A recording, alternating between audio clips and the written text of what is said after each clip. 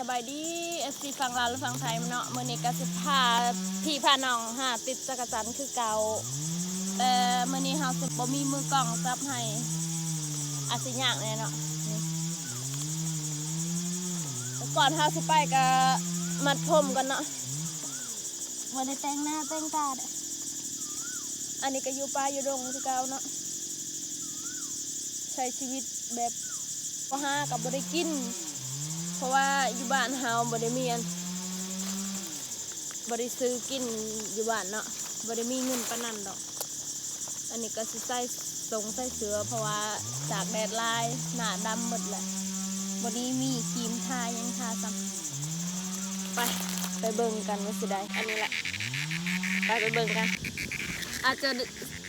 บ่ได้ยินเสียงเพราะว่าเฮามีไมค์เนาะอาจจะมีแต่เสียงจักรจันทร์นั่นแหละนี่ถ้าสิใส่ธงเสื้อนี่แล้วเนาะเพราะว่าบ่ได้เอาธงยางมาแล้วบ่ได้เอาไผนี่หลังจากที่เฮาติดแล้วเฮาก็ลืมทาซะเบิ่งตอนนี้เฮาสิไปติดต่อเนาะไปตอนนี้หน้าดำหมดเลยบ่ได้ทาครีมบ่ได้ทาหยังไปเฮาต้องใส่เสื้อกันเนาะอันนี้ก็คือเสื้อผ้าคนทุกคนยากนั่นนี่แหละบ่มีเสื้อใส่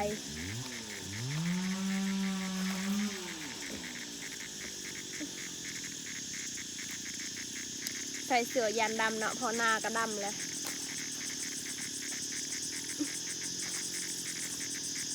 สำหรับ FC ผู้ใดที่เบิ่งอยู่อย่าลืมกดติดตามและกดไลค์เพื่อเป็นกำลังใจให้คลิปต่อไปเด้ออันนี้ทุ่งตีนต้องใส่คือเก่าเนาะเพราะว่าน้ำมันลายจะนอนมันสิปักตีนเนาะ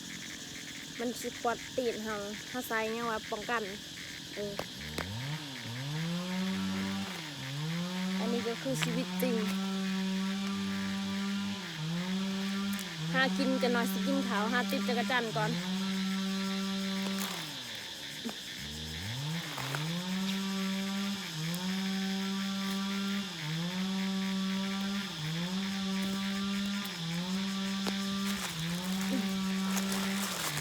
ไป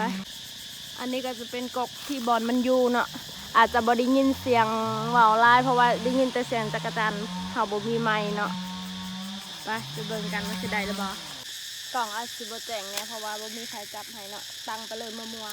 ๆจะขอโทษขออภัยในเด้ออาจจะบ่ได้ยินเสียงลายเนาะเพราะว่ามีแต่เสียงจักรจันทร์นี่เราสิไปติดเลยเพราะว่าเฮาบ่มีไมค์เนาะบ่มีไมค์ใส่มันก็จะได้ยินเสียงรบกวนลาย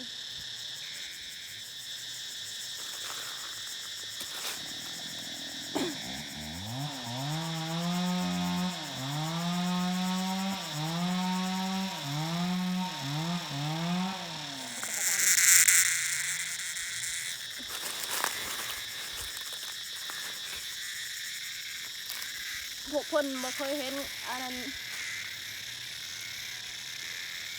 ผู้ใดที่เอาผัวแล้วทำชายส่งเขาเจ้าสิเบิ่งเนาะนี่จักรจันทร์เนาะ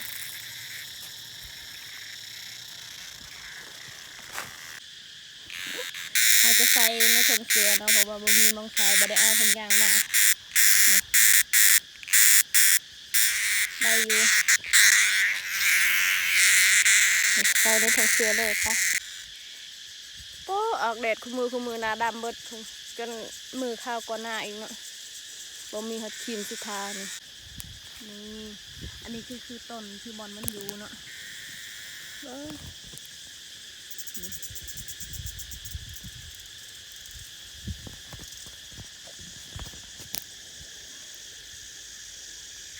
จะเห็นมันตีนอยู่ค่ะ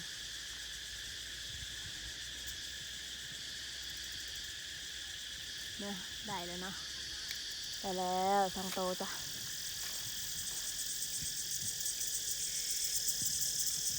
กล้องก็นี่ได้แล้วจ้ะฟอกโตได้แล้วจะน่าจะกินดิบให้เบิ่งเด้อนี่กินดิบเลยเนาะเพราะว่าหามาสดดิบแต่สำหรับผู้ใดที่มีพยาธิลายบนแนะนำให้กินเด้อจะน้อยมันแห้งสิเป็น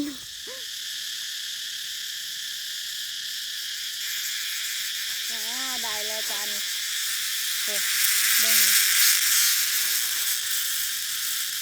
ได้อีกแล้ว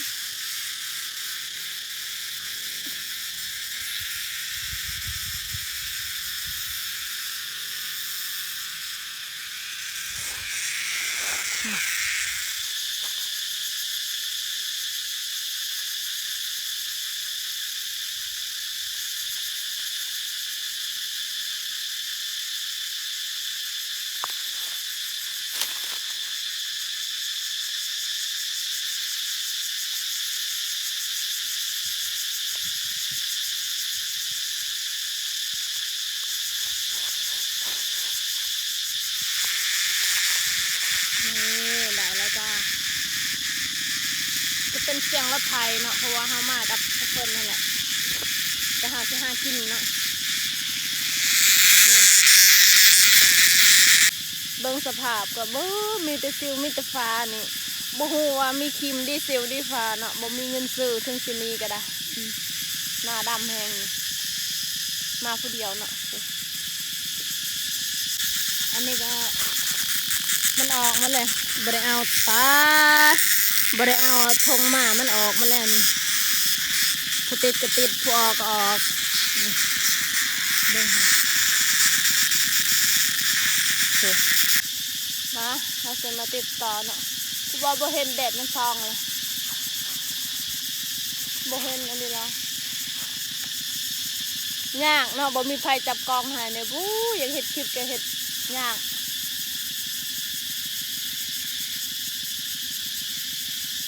แดดก็ซองจะมาเห็นยังก็บ่ได้จ้ะเพราะว่ามือข้างเดียวนี่มันบ่ได้เลยเนาะ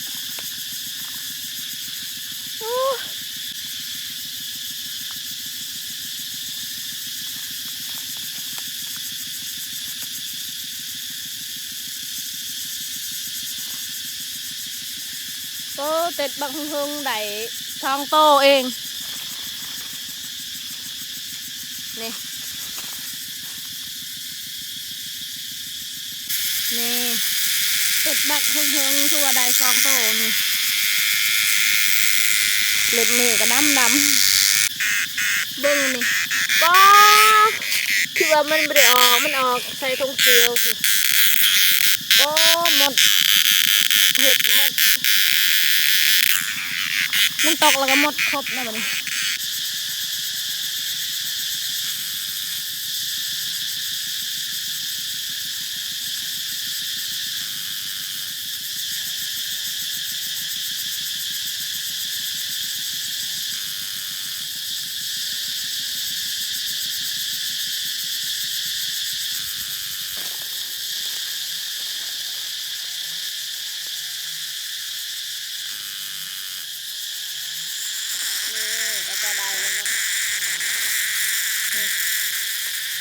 หน้าดำเหรอ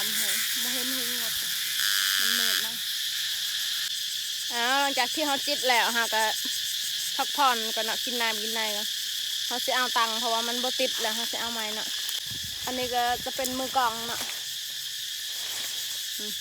จะเป็นมือกองของเขาเองเขาจะตั้งกองในนี้เนาะอันนี้จะเป็นโพนบอลเขาตั้งกองดู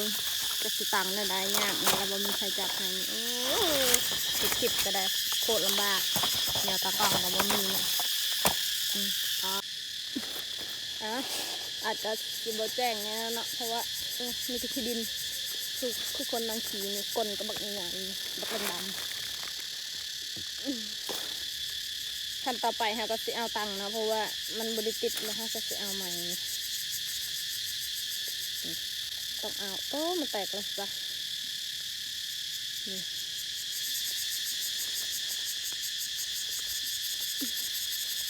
เราต้องเอาใหม่นะเพราะว่า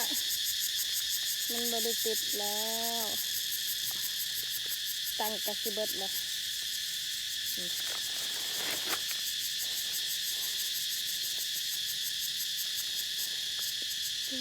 ที่ใส่แบบนี้แหละหน้าหาวดำหมดเนาะ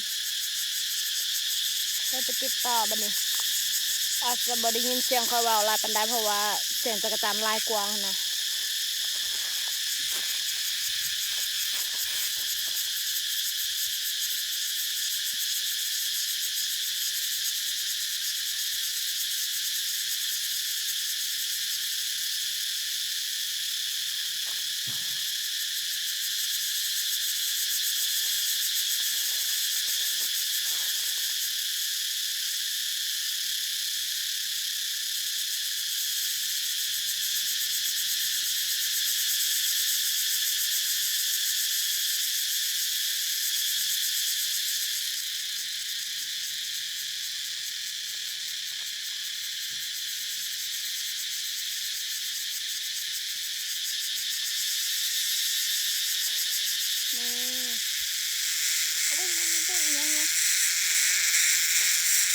จ้านี่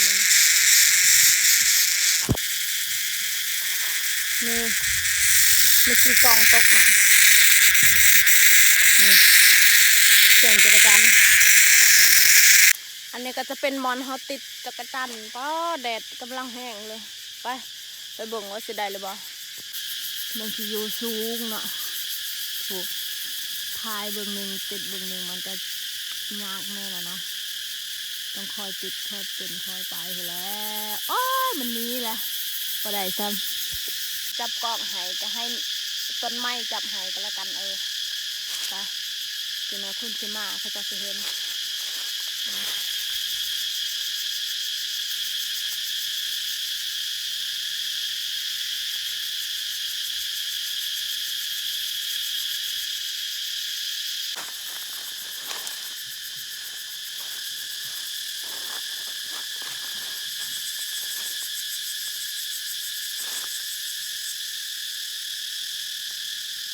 เย้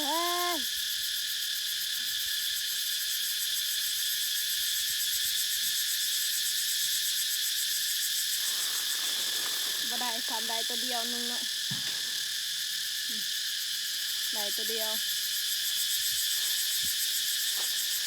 การติดจักรจันทร์อาจจะสิยากหน่อยเนาะไปเบิ่งบนมา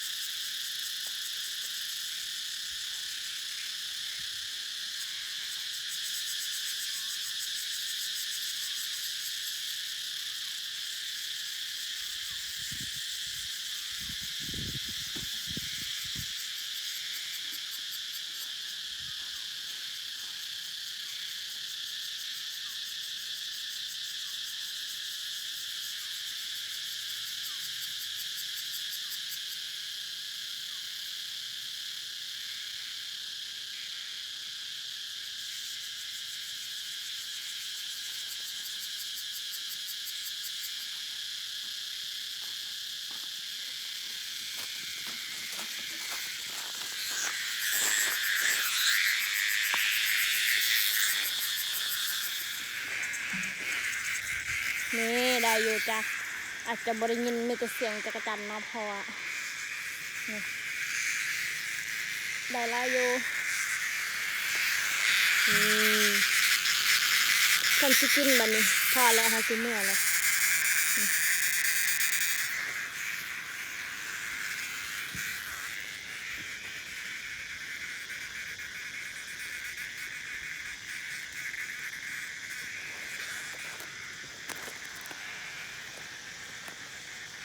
กับคลิปเพียงเท่านี้เนาะอย่าลืม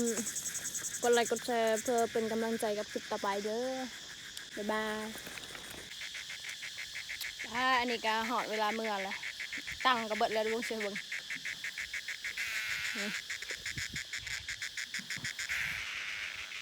เบิดเกลี้ยงแล้วไปเมื่อบัดนี้